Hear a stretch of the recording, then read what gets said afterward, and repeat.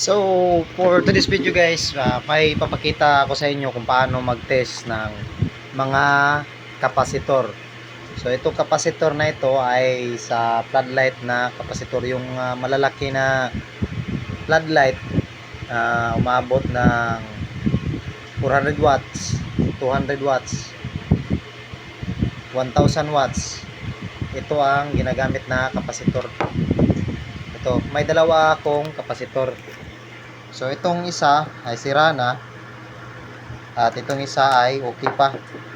So paano ba i-test ang ating kapasitor?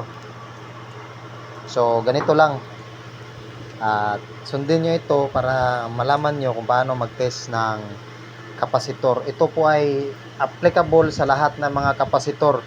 So kung wala kayong ganitong tester, itong tester na to ay ginawa lang namin kasi marunong kami gumawa ng tester at continuity at voltahe lang ang aming ginawa.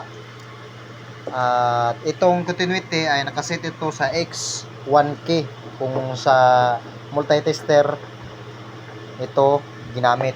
So ito X1K po ang setup nito. Ayan. So simulan na po natin. So ito po ang ating tester at ito ang ating mga kapasitor. So ang una nating ititest itong kapasitor. So i-test natin. Ito po ito 25 UF at yung isa ay 30 UF. So itong tester 20 tapos ang gitna 30 tapos 40.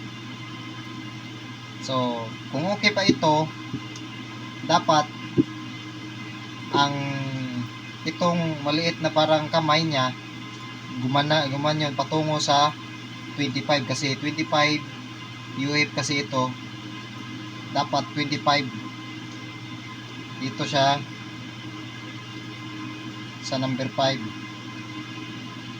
22, 24 tapos gitna pangatlo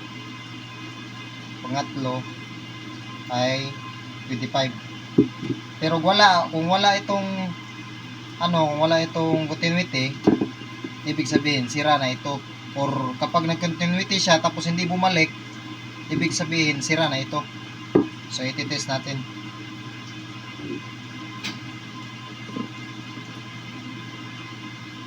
So ayun, wala. Tapos baliktarin mo. So ayun, wala. So confirm itong kapasitor na ito ay sira na. At dito naman tayo sa hindi sira. So ito rin ang ating tester, nakasit sa X1K tapos 20. Bilangin mo lang yung maliliit na kamay at yung gitna ay magiging 30 na yan. So dapat umabot dyan ang ating kamay ng ating analog na tester. So i-test na natin at tignan nyo, dapat pumunta dito sa gitna.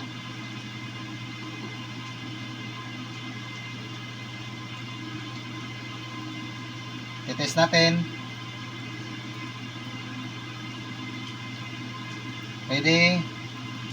Ayan, umabot sa gitna. Umabot po sa gitna. So babalik na rin natin para malaman natin kung 30 UF ba talaga ang laman ito. Ayun, umabot sa gitna. So ibig sabihin itong capacitor na ito ay goods pa. So kapag bumaba yung UF niya, bumaba ang kanyang reading, ibig sabihin ay dapat nang palitan. Or kapag nag-steady yung tester mo, nag-steady at hindi bumalik, ibig sabihin sira na rin yung kapasitor. So sa case niya, okay pa ito, gumagana pa ito, at ito lang ang sira. So kung may mga tanong kayo guys, i-message nyo lang ako or comment kayo dyan sa baba para masagot ko kayo. At kung nagustuhan nyo ang ating video, huwag nyo kalimutan na mag-subscribe po para lumago po ang ating video channel. So ayun, maraming salamat po. God bless us all. Thank you po.